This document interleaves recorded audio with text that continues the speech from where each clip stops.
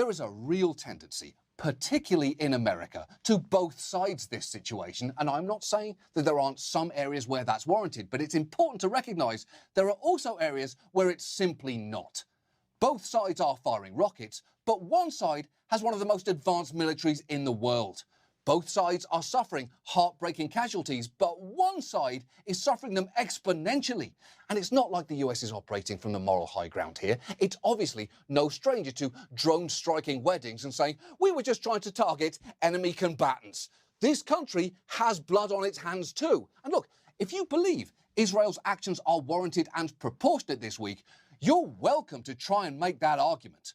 But we have got to start having this conversation honestly, and falling back on convenient sanitized terms like real estate disputes and airstrikes on militants feels a little disingenuous when what you're describing is forcing people from the homes they've lived in for decades and killing civilians and children. And again, none of this frees Hamas from responsibility, but Hamas doesn't represent all Palestinians, just as what Israel is doing right now doesn't represent all Israelis or indeed Jewish people. Lots is complicated here, but some things are pretty simple. One side is suffering much more.